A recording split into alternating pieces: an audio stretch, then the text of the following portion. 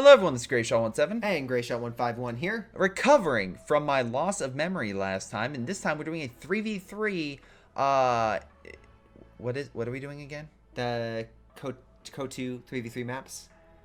What? For the game you play on your channel. Aren't we doing the Soviet commanders? Aren't we doing that? No, because you blew the budget again. Oh. Well, I blew the budget by making you do the work, so. Okay. Yeah. Hello everyone, this is Greyshot17. Any case, yes, we are doing the 3v3 maps, and we're choosing what our favorites are and ranking them as you can see. Yep. Note that, again, these are just our opinions, so if you have your own favorite, leave it in the comments below. But first off, let us get to the first map, which is... Across the Rhine, which, you know what? I'd say is an A. Yes, it is a solid A. My only counterpoint is I think it's a little bit easier to hold certain points than the other side.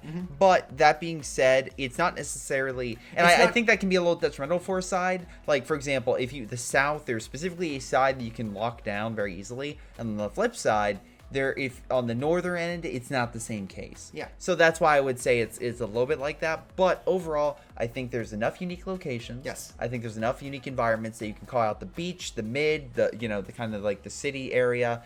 There's enough areas to fight, enough unique areas, the positions are placed, that I think it deserves an A, like you said. Yeah, and I don't think it's too big of a map. The biggest problem with 3v3 maps is it feels like this should have been a 4v4, but it's not. And this one feels perfectly spaced out.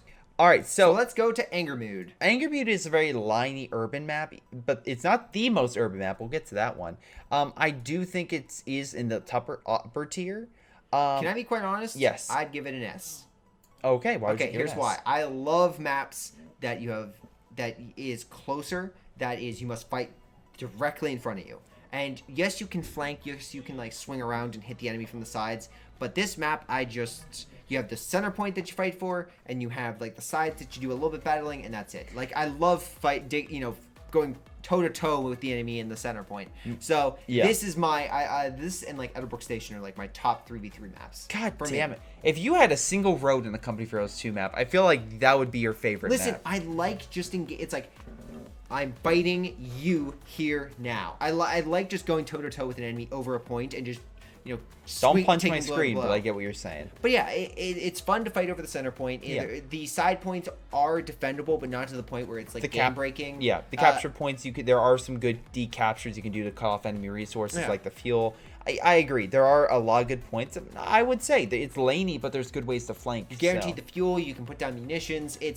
Yes, you can still rush this map. Like, I'm not saying you can't. I just like maps that are a little bit more defensive. Okay. I'm a little bit more of a World War I kind of guy than World War II with the Blitz. Jesus. So I like my turrets and machine guns and whatnot. So that is why I put Anger Mood at #1. So let's throw up some defensive nature maps that aren't in auto match real quick. Okay. You have this river map, which I played once on custom games. This is apparently an official community map that I have never played on 3v3, apparently. Like, I've never played this map on auto match.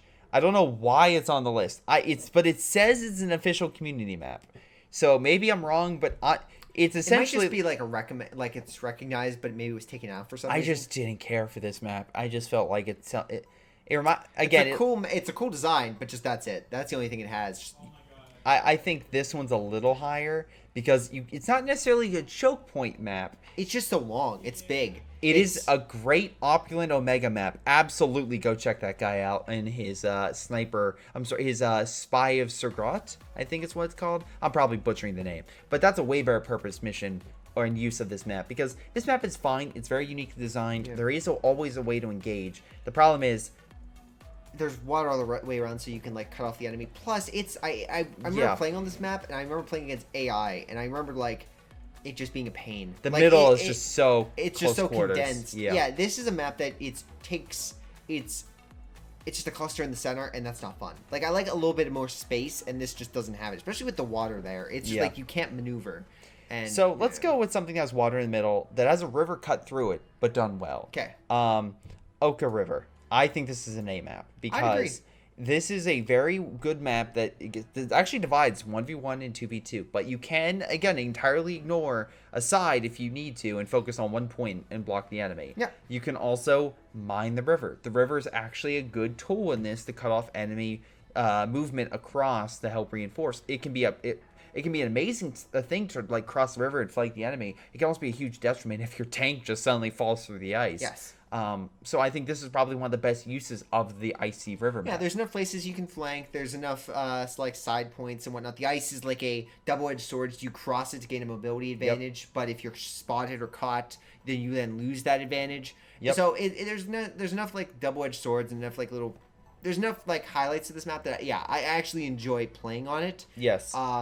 I will admit maybe the right side with the 2v2 gets a little too crowded for its own good, but other than that, good. So, and some nice highlight points. Like you have the left-hand side that's open, the center point that's like the graveyard and the star, and the right side that has like the church and whatnot. So it's nice highlight points. I don't think it's the most unique designed, but yeah, it's still good. All right, so I'm assuming you want Everbrook at S? S tier. Okay. 3 different areas, all unique. One's like a flat, kind of open. The right side is close quarters combat, and the left side is literally just a long corridor.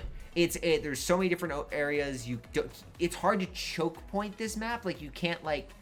You can choke point it. You can. There are ways. Goliath on the point's a good way to choke point on certain points. Yeah, that's more like killing that. Demo is also a good way. That's choking the enemy of their manpower. Yeah. But no, yeah, I like the fact that there's a lot of things you can do. There's ways you can flank. There's different tactics you can use. Plus, when you're playing B4 on this map and you're just murdering the enemy in the center point with some shock troops, what more can you ask for? Fair point. But I will say, to me, it would be more of an A, but with your devotion to this map, it's more S, because I see this as being a bit too close quarters for my own liking. Every time I see this, I get excited, because I always love playing on this map, because I'm just like, yes, now, what can we do? What can we destroy? Now, to counter his consistent need to have close quarters games, Fields of Windhoek, I think, is an A map. I think it's nice, wide open, has great flanking opportunities, has good points that you can lock down, but the enemy can easily uproot you, because there's plenty of ways in.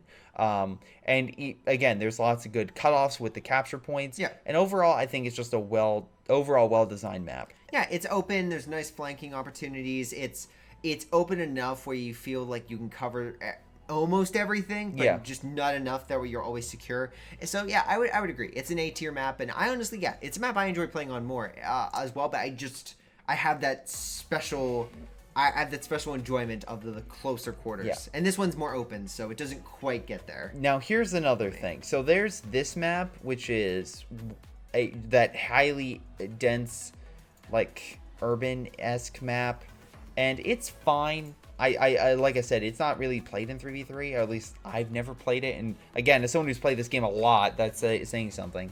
But overall, I think it's just a C. I think it's fine. I just don't think it's anything special. Well, here, let's start getting to the okay, this is the problem with 3v3 maps. Yeah.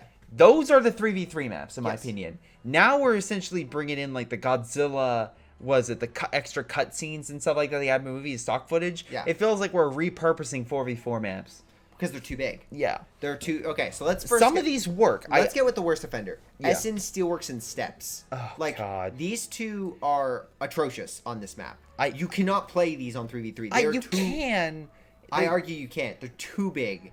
They are too large. And I think General Mud is more of a... Okay, General Mud is a D. But the rest are max a C. Anything more, and I argue against it. Yeah. Because they're too large for the map at hand.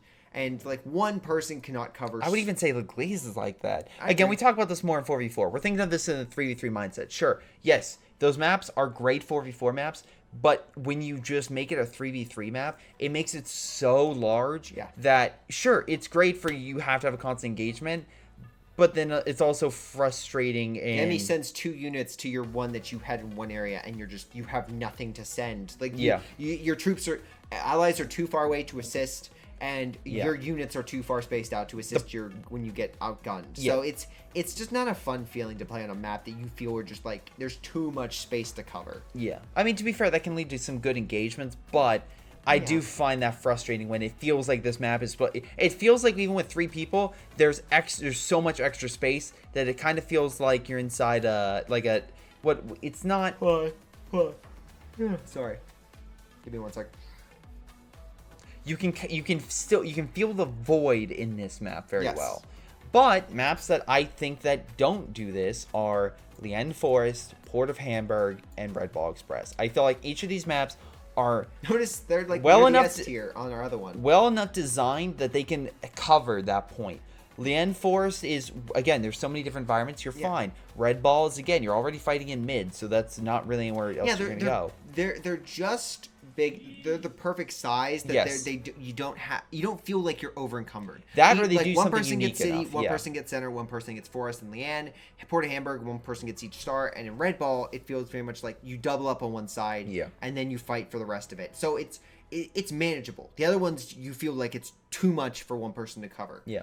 I mean, even in 4v4, it feels sometimes like it's too much to cover. So putting in a 3v3 scenario is just insane. I don't think there's a trash 3v3 map. I mean, there's some bad ones and some ones that... They're forgettable. They're so forgettable that you just... It's like... Oh, this is in here? Yeah, it's a cool picture, and there's some decent ideas in the map, but that's about it. I played, and I can't even remember it. That's... Yeah, touche.